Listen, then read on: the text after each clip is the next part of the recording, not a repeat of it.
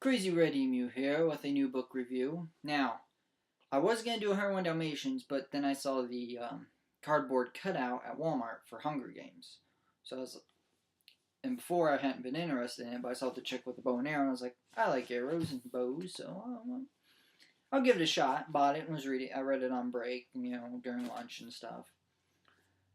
So I decided, since there's a movie coming out, I'll do a review, and for any of you interested in, thinking about reading the book, and maybe get a good judge of whether or not you'd like it based off this review.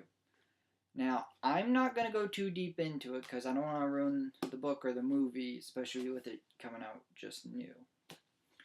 Or just now. So, this will be a very vague review, and I'll just give you a big basic overview of it.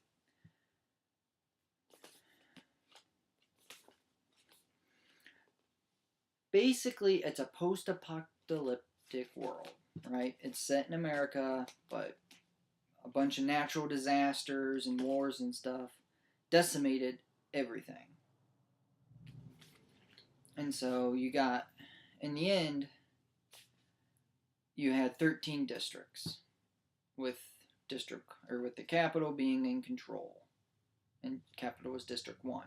And they bossed everybody else around. When everybody else got tired of this, they decided to tuck back, so District 1 bombed District 13 into the ground, and ever since then, and they beat the crap out of everybody, and ever since then, they've, I'm going to read the back for the exact words.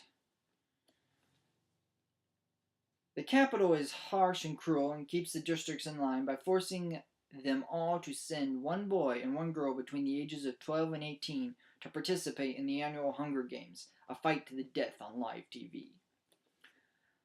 So yeah, basically it's like, haha, we beat you, and now we're gonna make your kids fight to the death for our entertainment. Haha, what? And so on and so forth. And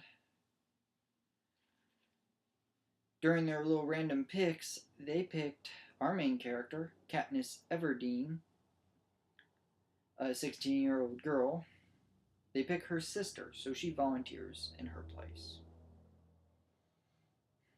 Now, so obviously, the whole point of the book is her surviving the Hunger Games.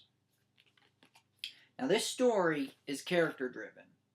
It's relying on the interactions between Katniss and the love interests. Yep, love interests. It's kind of a triangle thing.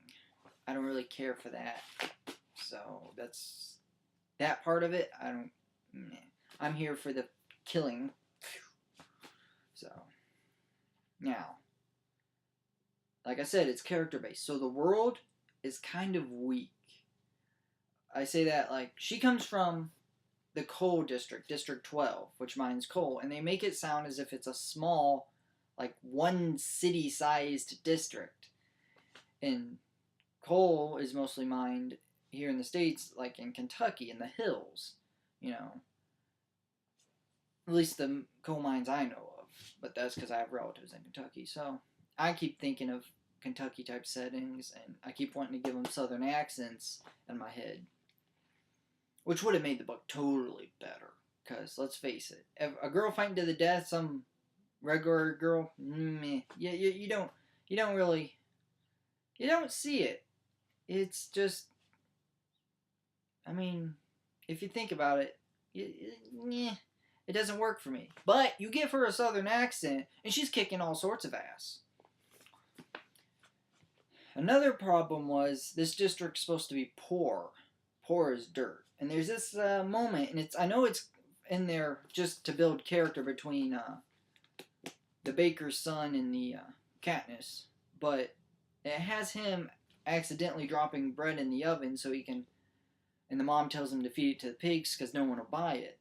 But if this district's starving, well, he dropped it in the fire so he could sneak out the back and give it to her. But if this district's starving, people are going to buy that bread. They're going to do whatever they can to get this food. They're not going to throw it away like that. And that still bugs me. That part bugs me. So basically, character driven, between romance and there's a lot of politics later on, but that's mostly book 2 and 3. So it ain't really heavy in this one as far as like politics. The fighting, also the death and the fighting, there's a bit too many. If you read it, you'll see what I mean as far as the deaths go. I thought she should be a little bit more violent. But that's just me. I would have been the type to, shoot first, ask questions later. So there's that. All in all, though, it's alright read. I mean, if you're on break at work and you need something to read, it's alright. I mean, you might want to rent it from the library instead of buying it, like I did. But I get a discount at Walmart because I work there. Ha! So that's part of the reason I bought it. But other than that, I'd say I'd give it a 5 out of 10. Decent characters, interesting, the fighting and the whole games and arena. That was neat. That was cool. I liked all that. But the world's weak, and romance, I didn't care for that either. So, like I said, 5 out of 10. But that's all for now. Crazy Red Emu, signing off.